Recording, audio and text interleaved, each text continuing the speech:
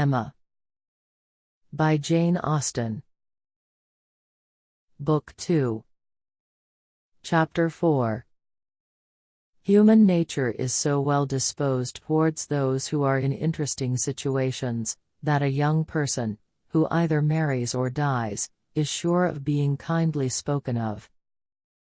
A week had not passed since Miss Hawkins's name was first mentioned in Highbury, before she was, by some means or other, discovered to have every recommendation of person and mind, to be handsome, elegant, highly accomplished, and perfectly amiable, and when Mr. Elton himself arrived to triumph in his happy prospects, and circulate the fame of her merits, there was very little more for him to do, than to tell her Christian name, and say whose music she principally played.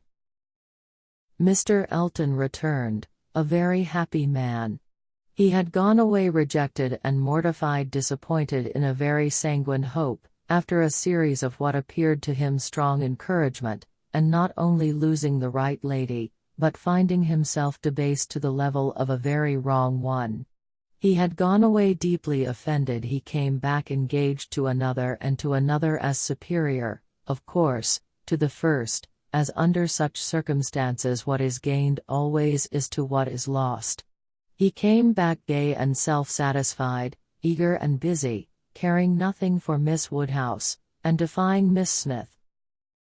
The charming Augusta Hawkins, in addition to all the usual advantages of perfect beauty and merit, was in possession of an independent fortune, of so many thousands as would always be called 10, a point of some dignity, as well as some convenience. The story told well, he had not thrown himself away. He had gained a woman of 10,000 litres, or thereabouts, and he had gained her with such delightful rapidity. The first hour of introduction had been so very soon followed by distinguishing notice. The history which he had to give Mrs. Cole of the rise and progress of the affair was so glorious, the steps so quick, from the accidental rencontre, to the dinner at Mr. Green's, and the party at Mrs. Brown's, smiles and blushes rising in importance with consciousness and agitation richly scattered. The lady had been so easily impressed, so sweetly disposed, had, in short, to use a most intelligible phrase, been so very ready to have him, that vanity and prudence were equally contented.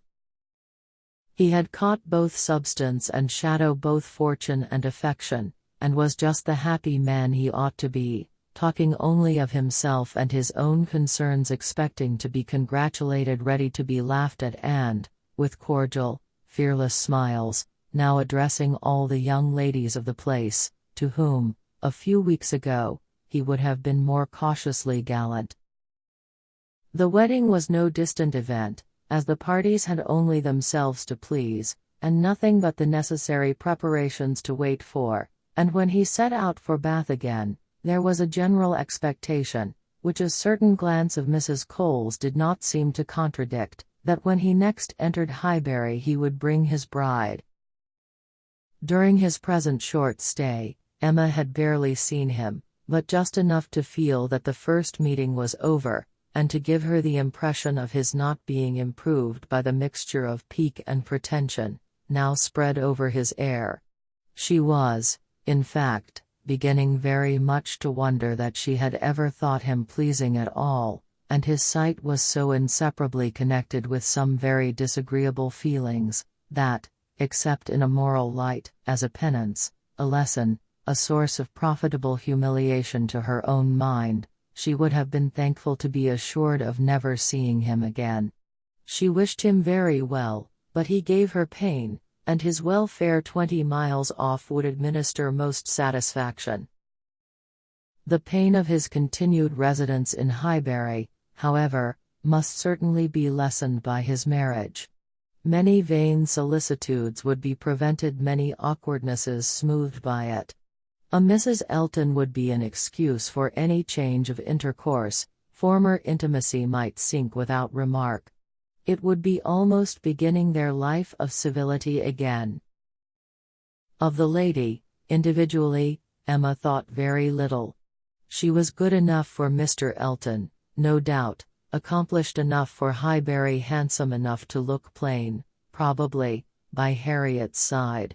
As to connection, there Emma was perfectly easy, persuaded that after all his own vaunted claims and disdain of Harriet, he had done nothing.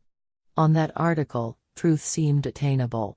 What she was, must be uncertain, but who she was, might be found out, and setting aside the 10,000 leaders, it did not appear that she was at all Harriet's superior. She brought no name, no blood, no alliance. Miss Hawkins was the youngest of the 2 daughters of a Bristol merchant, of course, he must be called, but, as the whole of the profits of his mercantile life appeared so very moderate, it was not unfair to guess the dignity of his line of trade had been very moderate also. Part of every winter she had been used to spend in Bath, but Bristol was her home, the very heart of Bristol, for though the father and mother had died some years ago, an uncle remained in the law line. Nothing more distinctly honorable was hazarded of him, than that he was in the law line, and with him the daughter had lived. Emma guessed him to be the drudge of some attorney, and too stupid to rise. And all the grandeur of the connection seemed dependent on the elder sister, who was very well married, to a gentleman in a great way, near Bristol, who kept 2 carriages. That was the wind-up of the history, that was the glory of Miss Hawkins. Could she but have given Harriet her feelings about it all! She had talked her into love, but, alas!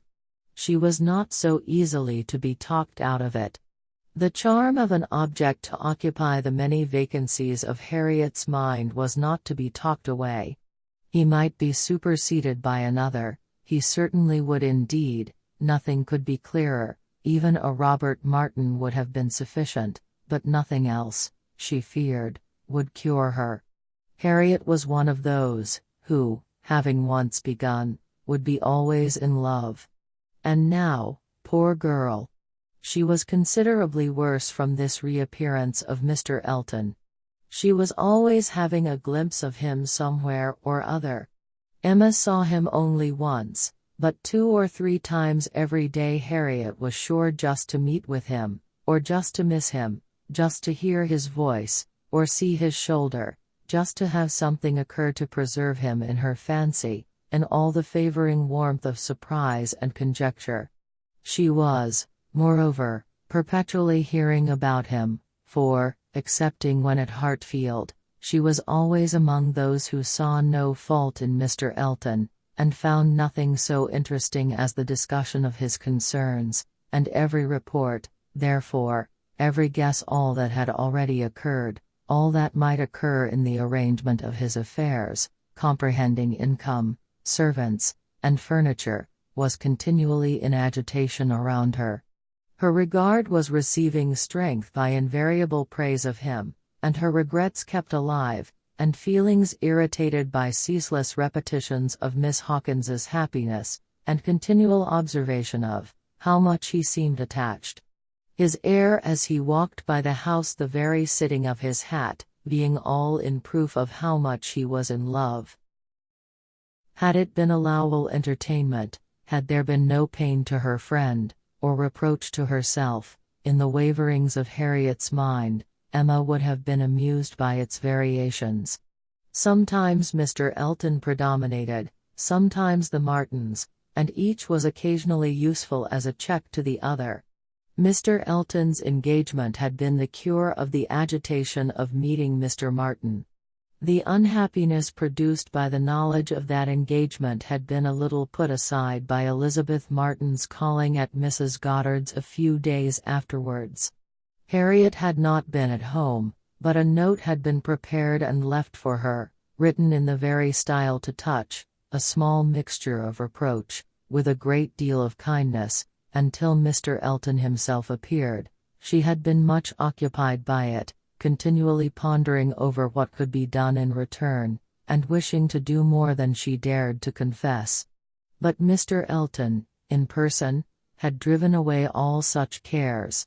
While he stayed, the Martins were forgotten, and on the very morning of his setting off for Bath again, Emma, to dissipate some of the distress it occasioned, judged it best for her to return Elizabeth Martin's visit. How that visit was to be acknowledged, what would be necessary and what might be safest, had been a point of some doubtful consideration. Absolute neglect of the mother and sisters, when invited to come, would be ingratitude.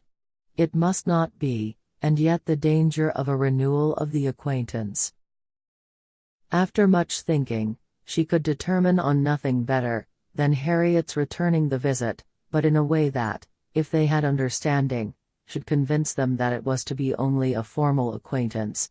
She meant to take her in the carriage, leave her at the Abbey Mill, while she drove a little farther, and call for her again so soon as to allow no time for insidious applications or dangerous recurrences to the past, and give the most decided proof of what degree of intimacy was chosen for the future. She could think of nothing better, and though there was something in it which her own heart could not approve, something of ingratitude, merely glossed over, it must be done, or what would become of Harriet?